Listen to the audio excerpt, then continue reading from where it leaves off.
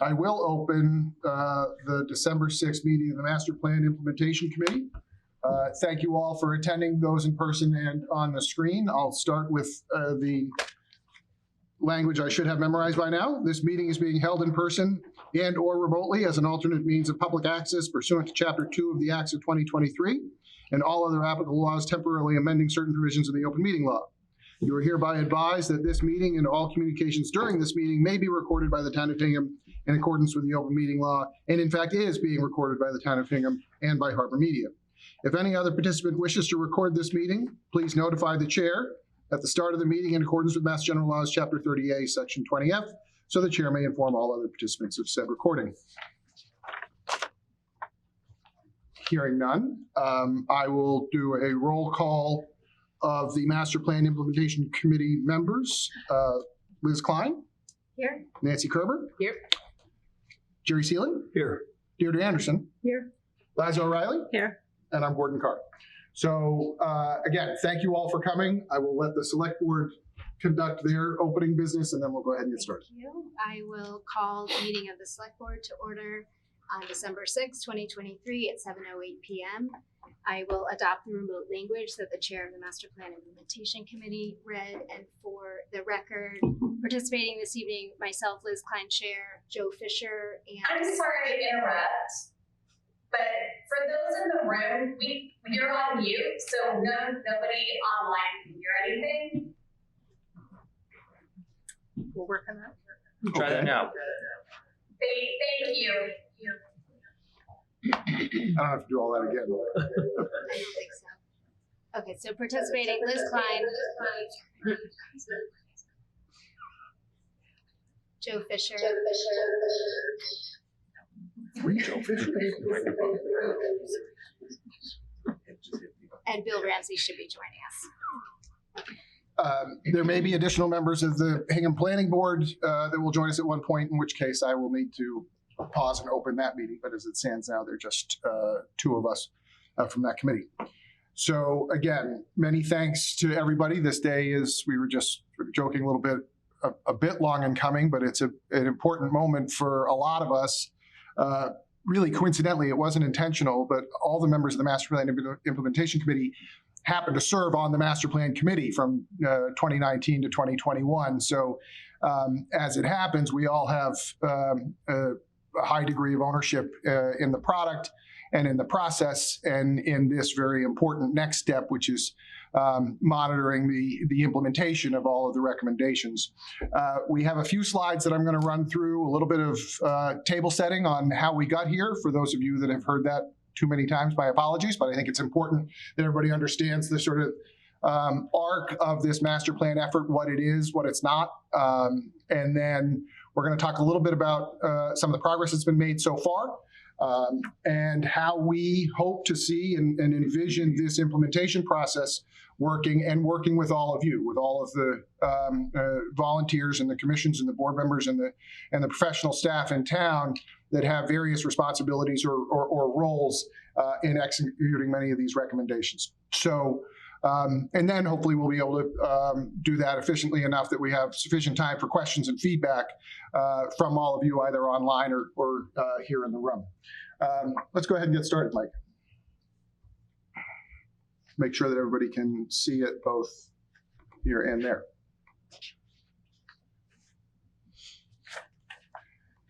I have encouraged my fellow Master Plan Implementation Committee members to not be shy if I have missed a relevant piece of information, which is entirely possible. So you might hear from other folks as well. Let's go ahead to the first slide, Mike.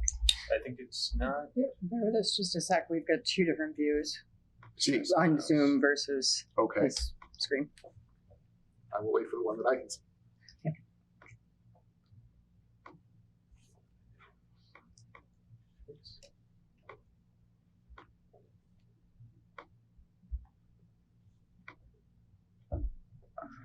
I think we have to go to PDF. I'm okay.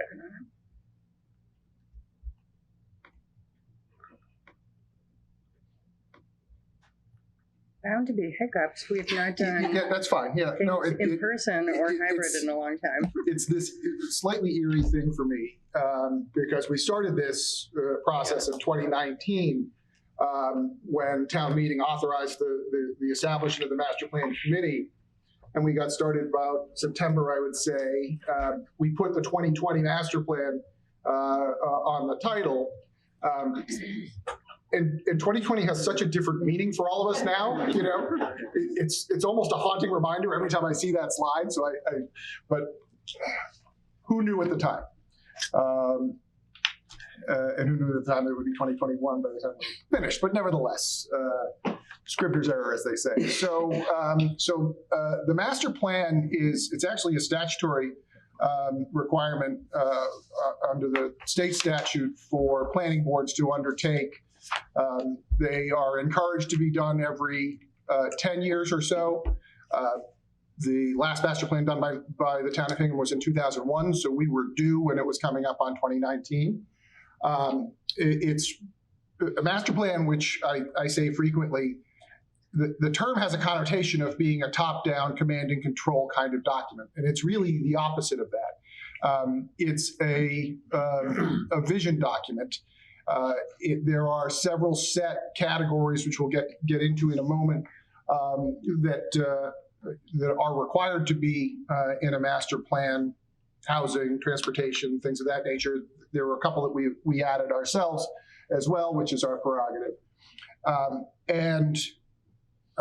In 2019, town meeting established a master plan, a 15-member master plan, which at the time, and I chaired that, that's a very large committee for Hingham or for most any other community. So there was a lot of twittering about, oh boy, you know, what about a committee this size?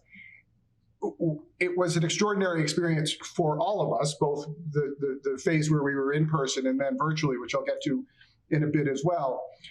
Because we had that force multiplier of those number of people, the first thing we did was take on a very intentional and robust visioning process to really gather the feedback from the town as much as we possibly could to inform that process that we were going forward. As I said, it had been almost 20 years since the town had done a master plan of this nature, and we wanted to really get the vibe of what was important to citizens in Hingham, what were the great concerns, priorities, things of that nature. So we held 6 core assessment meetings, which included a lot of conversations with staff. All of those, we had 6 major community vision sessions with, you know, dozens of people. We had 2 specific senior visiting sessions. Thanks to Liza and Liz, we had 3 student visioning sessions at different schools, which, you know, really was kind of cool to hear, you know, how the children of town would answer these questions. We did a bunch of smaller, what we call meeting in the box, which were more neighborhood gatherings to get feedback. And we followed it up with an online survey that generated nearly 1,000 responses. One of the questions in that survey was, did you attend any of the previous visioning sessions in person? And something like 85% had not.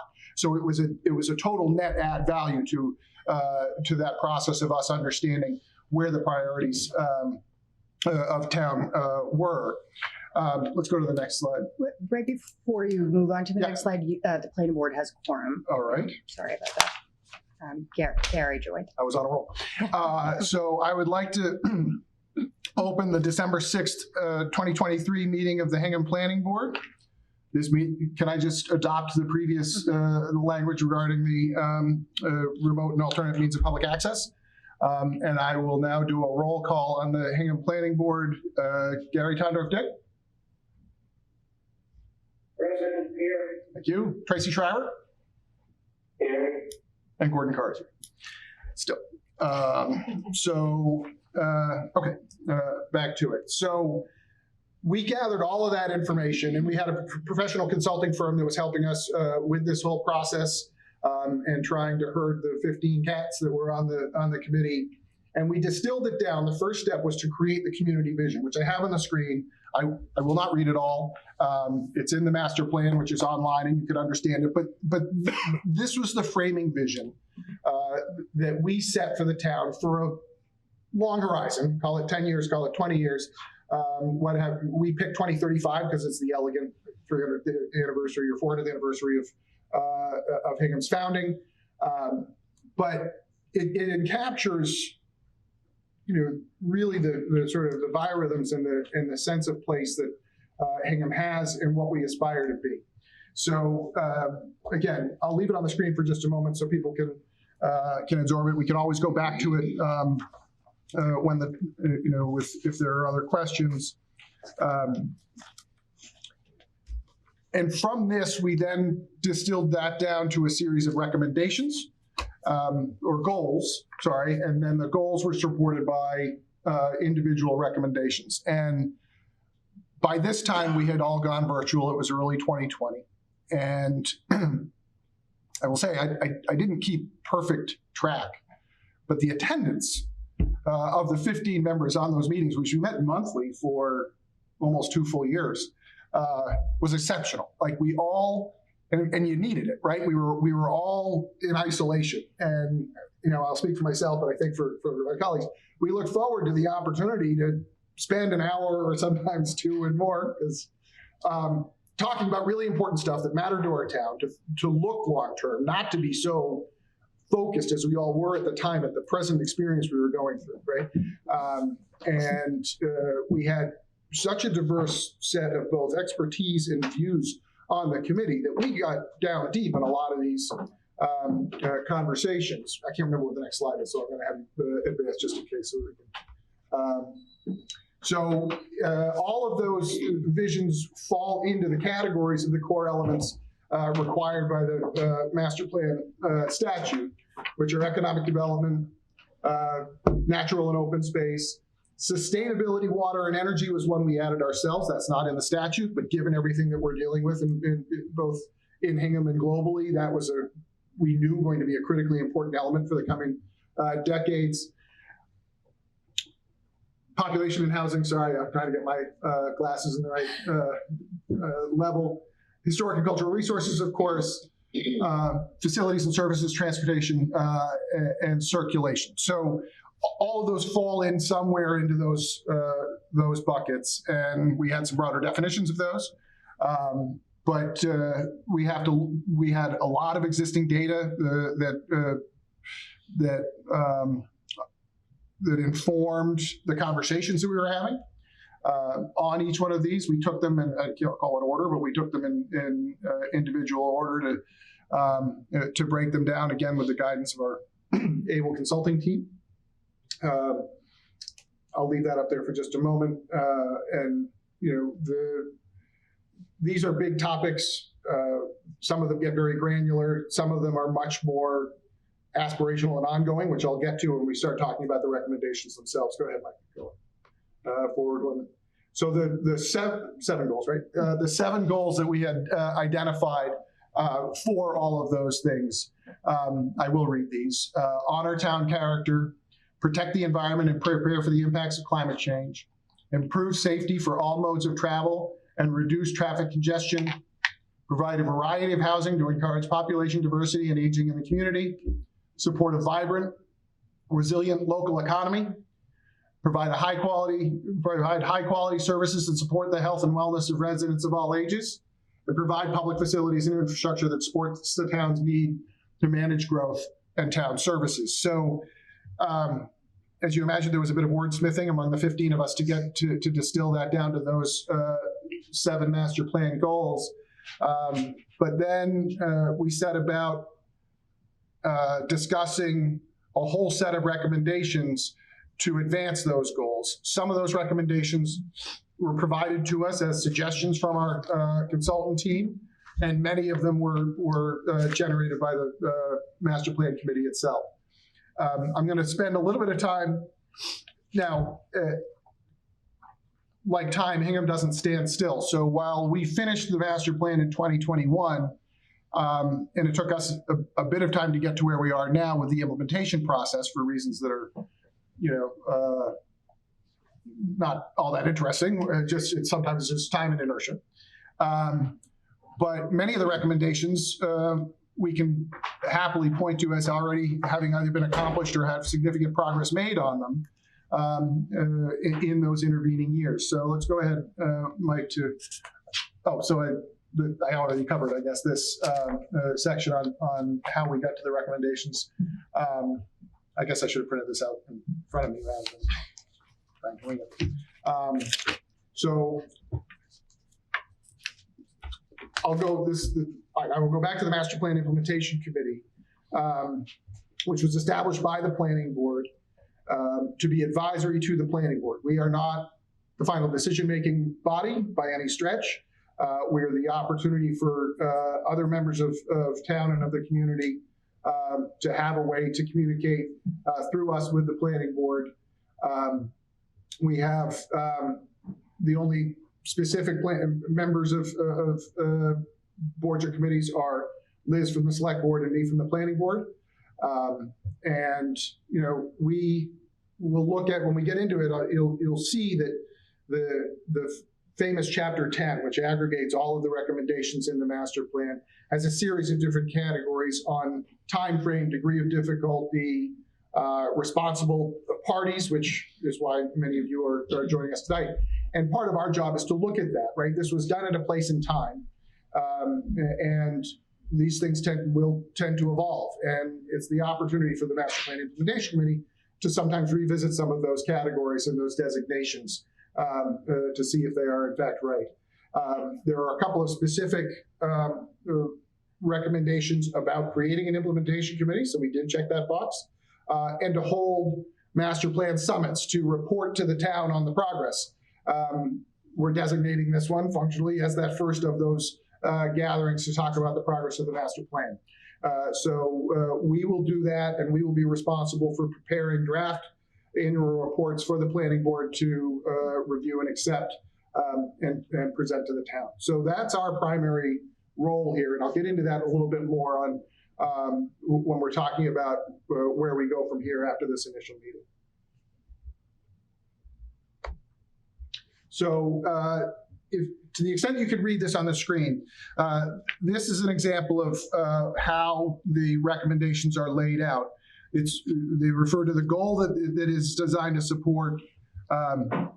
It has the recommendation, and then the different elements and roles and responsibility, duration or degree of difficulty, things of that nature that are in here. We put a few of these up just to give you an example of some of the progress that we've made. As I said, the Master Plan Implementation Committee. Some of them are directionally correct, but might be, from an implementation phase, slightly different.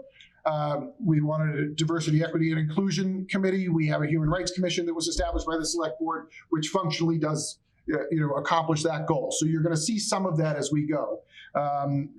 We have the Climate Action Task Force, for example, which has already completed its report. So we are well on our way in many of these things. Now, I never get the number right, but there's something like 146 recommendations in the plan. So there's plenty more to do, even though we are knocking off some of these successful recommendations. We can go ahead to the next one.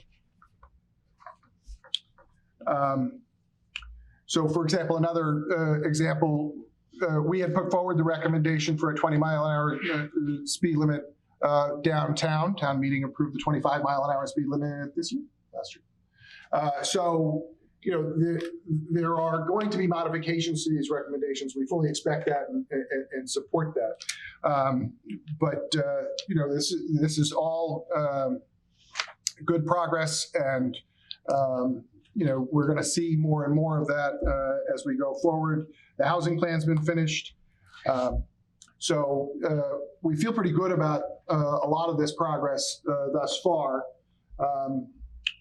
The way the recommendations ended up in the master plan, let me pause for a moment and talk about that, because there were 15 of us.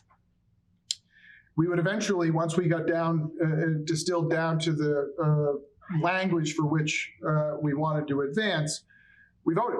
And the threshold was 3/4 of support of the 15 members of the master plan committee in order to get into the master plan. So it was a self-regulating element to, so there's not pet projects and things of that nature. And this was the broad consensus of the master plan.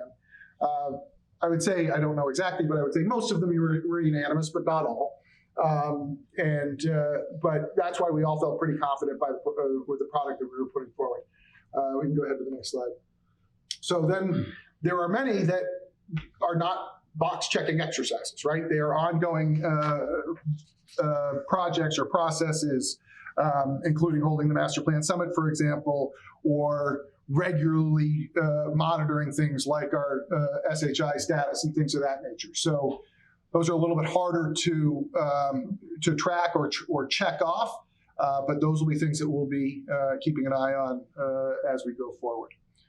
Just want to make sure that I'm not okay on time. So what we've done first with the 6 of us is break down the specific entities identified in the master plan as a first cut, so that we would all get deeply familiar with those sets of recommendations and be a source, a liaison for the members of those boards and committees to talk to either formally or informally. If you want to invite us to come to a meeting of your commission and talk in detail about the recommendations, we're able to do that. We're also able to do it informally. You can see those up there. You've gotten emails about that with your specific recommendations. There's a broad universe beyond this of interesting parties that were not specifically identified in the master plan, and we want to be available and accessible to those folks as well. So I expect our liaison list, for better or worse, will get bigger as we go, right? Folks that have an interest and contact the Master Plan Implementation Committee and want to have a dialogue and all that kind of stuff, we want to be available for that too. So if you serve on any of those other organizations, I'll say the Hingham Unity Council, for example, not specifically identified in the master plan, but may have a strong interest in certain things, let the word out. We want to hear from them as well. We want to dialogue with them. We want to make sure that they understand that there may be a role for them in advancing these recommendations as we go forward. And so please spread the word on that as well. And I do want to make sure we have enough time for questions.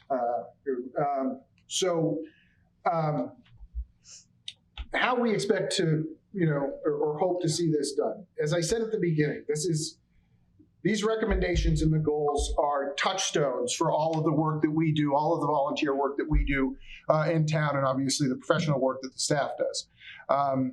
They're not mandates, right? They're not commands. They are not set agendas for any board or commission. But issues come up, recommendations or requests may come to CPC or others, and the opportunity to look back at the master plan and say, okay, what were we thinking at the time? What were the priorities identified by those 15 of our fellow citizens at the time? Look at the master plan. What's the data that backed up that recommendation? What was the rationale?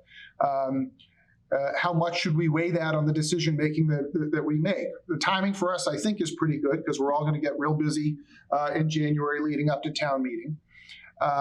These are aspirational, and because Joe Fisher is sitting so close to me, they are long-term plans, right? These are, we know that there are financial constraints that we're facing. A lot of these things have some high degree of financial impact. We're cognizant of that and understand that there may be incremental steps. But for example, between the town administrator and his staff, the select board, and all of us, we all have our antenna out there for grant programs, right? There's the other people's money opportunity to get things done is always a high priority. So having this sort of inventory of priorities that we had in the master plan can help. We can go reprioritize certain things if funding becomes available. So that's the other tool that we hope the master plan is used for over the next decade and change. So at last, I'm going to pause and take a sip and open it to my colleagues first for any gap filling or clarifications that may be necessary from that piece. And then I do hope to open it up for questions for anybody either here or online to share. So I will pause and see what I've missed. I'll add one thing related to budgets. When we worked as a master plan committee, all of our discussions, we did not think about budgets and finance. We simply thought about what was best for the town. And so it was refreshing because we weren't constrained by, oh, but what about, how do we do this? And we specifically talked about, let's not talk about money. Let's just talk about what's in the best interest of the town. Knowing that that would have to then be the reality once we were done.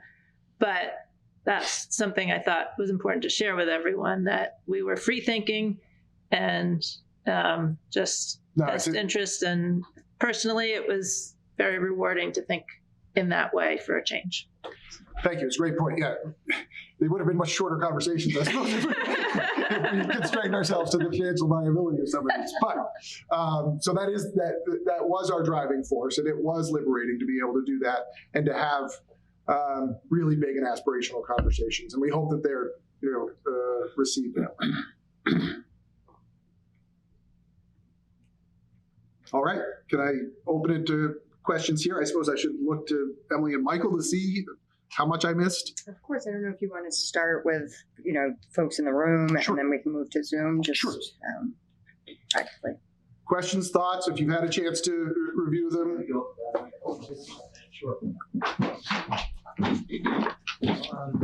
Marco Bohr, 33 Elm Street, Chair of the Harbor Development Committee. As you go forward in implementing some of these ideas, is there any thought given to prioritization? Because obviously some things require money, some things probably don't require money. Is there any sort of passion towards maybe hitting the quick, easy ones to show momentum? Or, do we get sort of bogged down and we can't ever solve anything or implement it because there's no budget or no grant money? Or so what's your approach on this? Well, yeah, no, I think a lot of the momentum that the slides that I was just running through on some of the progress has already been made has been, validating already for us, right? It didn't wait for this process. And I expect that lots of others won't either. But one of the exercises that we will do when we're meeting not in a forum like this, we'll be looking at some of those things, right? Let's look at the easy category, right? Or the low, no cost category, and prioritize.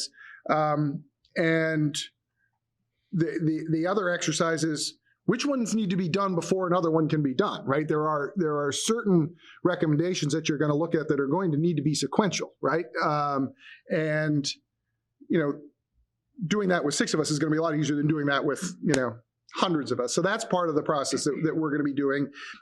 And if we do reprioritize, that's our opportunity to communicate that back to that commission or that board. This one really looks doable, right? Doesn't seem to be a heavy lift. Staff's on board, whatever. What do you think about advancing that? Whether it's something with HDIC or I would say the Affordable Housing Trust, but I can't think of anything that would be cheap, easy, and do for the Affordable Housing Trust to do. So, but there may be those. So yeah, no, I think that is something that we're all eager to do because they were all put in there together, right? But definitely there are some that are likelier, more accessible than others. Has any thought been given to identifying certain zoning laws and bylaws and God knows what that might possibly have to change in advance of some of these things happening? Because we've had some experiences at the harbor where, it caused great delay in time and things like that. It's what Emily lives for. Yeah. And one of the examples that was on the checklist that was shown very quickly, but this will be posted online if you want to go back and visit it, is that the planning board advanced and town meeting adopted an amendment to our parking regulations to encourage and require EV charging stations for parking lots of a certain size. That helps to advance some of the work that the town is already doing in terms of installing them. And you may have seen some of those units on your way into the building tonight. The planning board also recently submitted a warrant article that would affect the harbor, and that's posted on the planning board's webpage, so that's something to look at. And there are other particular recommendations in the plan that the planning board prioritized or found they couldn't prioritize this year because of certain state mandates, in essence, but they're on the horizon. Yeah, you bet. I think part of what is on us as the liaisons to the committees is to meet with each committee that has sort of a list. And while there might be certain priorities given in the charts we all have, I think we need to actively work with the committees we're working with to see what their interests are in pursuing right now, or what makes sense or order makes sense. So I think that's part of the making this a living document is and then taking advantage of us helping implement it with the committees so that we can identify the things that should move forward first, whether they're the expensive thing or the easy thing. Mr. Falvey. Jack Falvey, Chair of the Affordable Housing Trust. This is not a rebuttal to Gordon's question about whether there are cheap and easy solutions on the housing side, but it's a follow-up to all of what you guys were just talking about. What's the role of the planning board? So you guys are advisory to the planning board. I'll be in touch with Nancy about housing priorities. Is the planning board going to periodically be going down the list and saying, okay, what did we get done this year? What do we prioritize for next year? Yeah, ultimately, it will be the planning board that will present an annual report, right? That will come. It'll bubble up from us to the planning board. They will distill it and produce it. So that is their primary responsibility. Again, I expect I'll be doing updates to them on a pretty regular basis on the work that we're doing and that kind of stuff. So it won't wait for some annual moment to update them and for them to provide feedback back to us, right? Because ultimately, they're the stewards of the master plan formally. So, yeah, I expect that will be the role of the planning board, and it's the planning that we all are eager to do on that board when we're not doing project reviews. So, and I skipped over one of the implementations that were complete because Mr. Estes is in the room. I have to say was continue to make replacement of the current Foster School a top priority. So we had that in there, and so that is definitely one of the recommendations that we can confidently check. So, other questions from the room?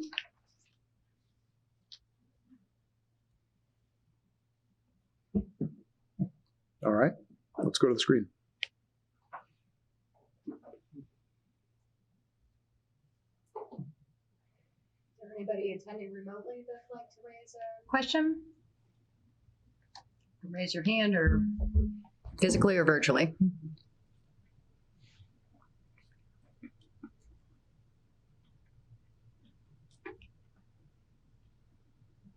So Clark Fraser.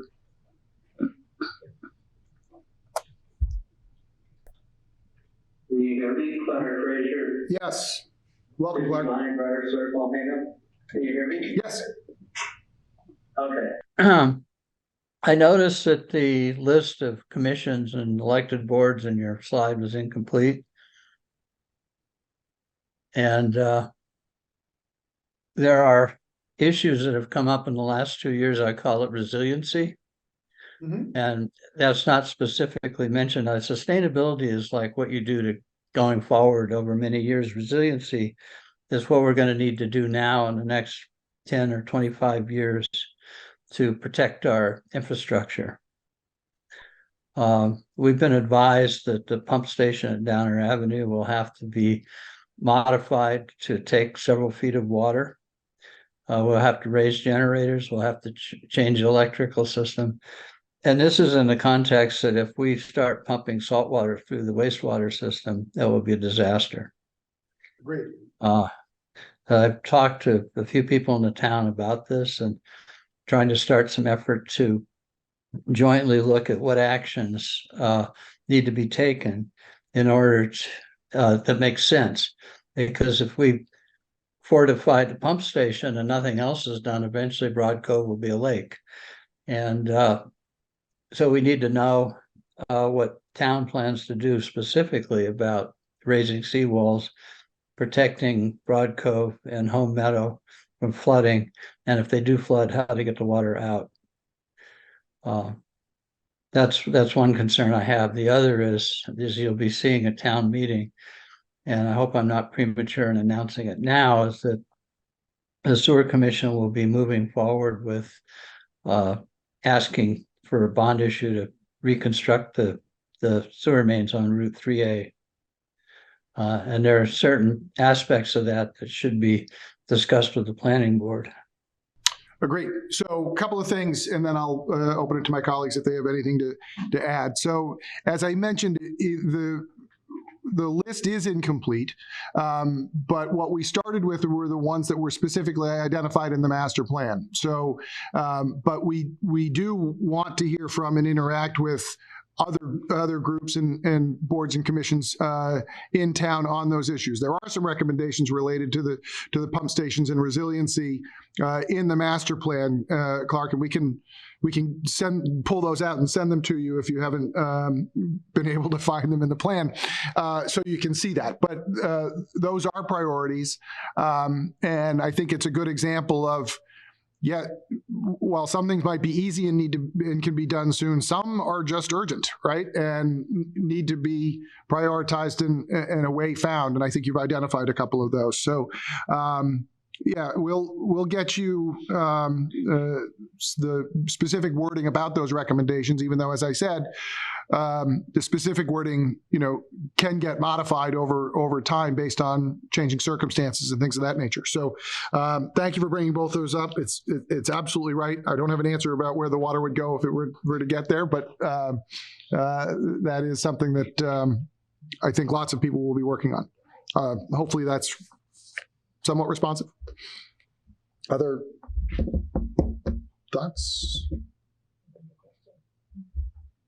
Another question. Okay, Crystal?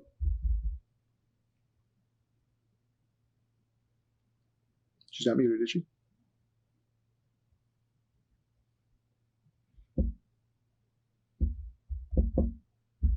Crystal, I see your hand raised. Do you have a question?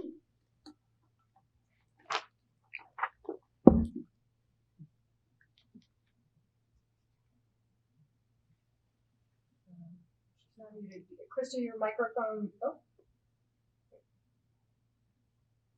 you were unmuted. I'm not sure if your microphone is working. We're not able to hear you.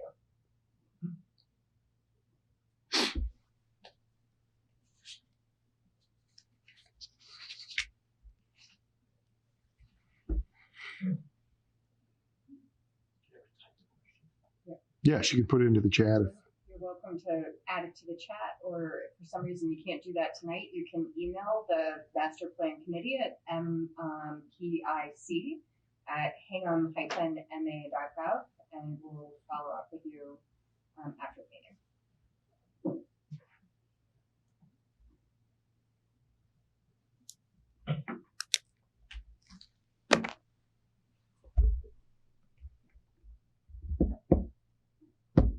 Other questions? Thoughts? I think you're looking to close captioning. Yeah.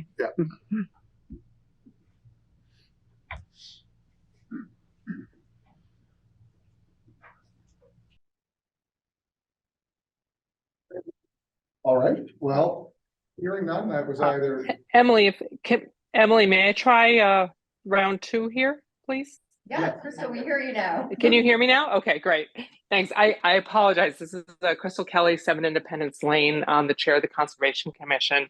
I apologize for a little bit of technical difficulty I had there. I called in. I was thinking that when you guys were muted, I was thinking that it was a technical issue on my end. So I had called in as well. That was the little problem I was having there. I just want to commend everyone on their hard work and all the effort in the years of planning that have gone into this. The thoroughness, the attention to detail, and the thoughtfulness here is it's definitely appreciated, and it's evident in what's been put forth. And we appreciate that. Thank you. Great, thank you. We'll take it.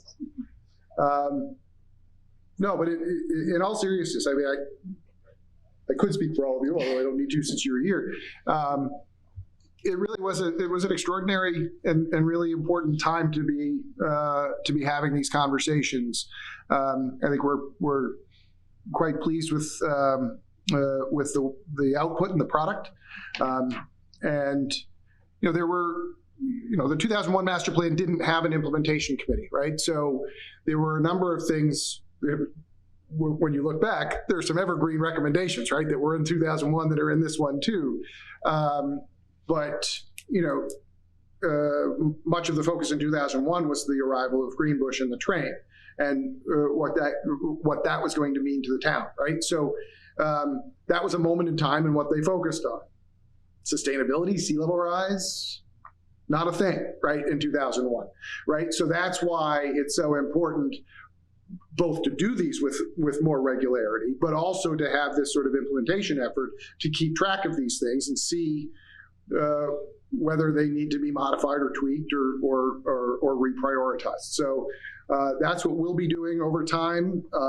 And again, as we get into the season, I expect we'll be frequent guests at the advisory committee meetings in the early part of 2024. But happy to join any of you as needed or requested. Gordon, I'd just like to add that the select board is mindful of the master plan. It's a document that we consult, and in some ways, it's a document that holds us accountable to make sure that we are moving in the right direction. And so it's very much appreciated, all the work. I know that sometimes governments can create reports that then go on shelves. This is a report that is off the shelf and is on our desk. So we really appreciate it. Thank you. Yeah, that means a great deal, right? We're the no shelf team up here, right? Like, that's what our primary goal is. Now, I will say though, it is, while it's definitely not a mandate or an agenda, as I said at the beginning, it's also not exclusive, right? There are things that are going to come up that might be prioritized, but if they're not in the master plan, they're not there, right? So we understand that, that all kinds of circumstances change. So I hope we can keep that in mind too. But Joe, thank you very much for that. Yes, and just to add to that, the select board set goals for this fiscal year. 5 goals, and one of them is to implement the master plan. So certainly we're very supportive of this. The other goal was to drive process improvement. And I see, the implementation committee, our role, not just to kind of monitor the progress and help be the liaisons, but really to help improve communication. And break down the silos between boards and committees and share information. To Clark's earlier point, resiliency is something that affects all boards and committees, and what the Harbor Development Committee and the Sewer Commission are doing. We need to be talking to each other and know what each is doing and working collaboratively across the town. So that's certainly another, I think, big goal for us, is to see that happen. Excellent. So hopefully everybody's familiar with who their liaison is up on this table, but if not, reach out to us or to Emily and we'll make sure that connection is made. We look forward to working with all of you for the foreseeable future on this effort. So thank you. Do I need to adjourn at this point? Well, I got one more. Oh, sorry, Clark. I'm sorry. I didn't know it was your hand was up still or again. I apologize. I'm sorry. I forgot to mention I'm chair of the Sewer Commission, but I wanted to call out and thank Michelle Mansour in the town administrator's office for her help in putting us into a position to get some ARPA grant money and to be able to use it effectively. And we will be looking for more opportunities for grants, particularly for resiliency projects, as we have several that we are going to need to do. And so I would urge everyone to be on the lookout for state, federal, or any other grant money that we could find for these types of projects, particularly related to global warming. Here. It is. I know it's a major priority of the town administrator and his team to find those pockets of money, and they roll out at various different times. So yeah, I'm with you. I just my professional role received a very important federal grant a couple of weeks ago that we tried multiple times for. So I know what they can mean, and I know the town's been quite successful at identifying those as well. So that'll be a big part of this for sure. Thank you. Thank you. Last call, questions, comments? All right. So Gordon, I'd like to make a motion that the select board adjourn. Second, roll call. We are adjourned. Great. 7:52. All right, in reverse order, I will make a motion for the Hingham Planning Board to adjourn at, I think what Liz said, 7:52, a roll call. Gary? Aye. And Tracy? Aye. And I don't see Kevin, so, and Gordon Carr's an aye. And then I will make a motion for the Hingham Master Plan Implementation Committee to adjourn the December 6th meeting, and a roll call. Liz Klein? Aye. Nancy? Aye. Jerry? Aye. Deirdre? Aye. Liza? Aye. And Gordon's an aye as well. Thank you all for coming. Look forward to working with you.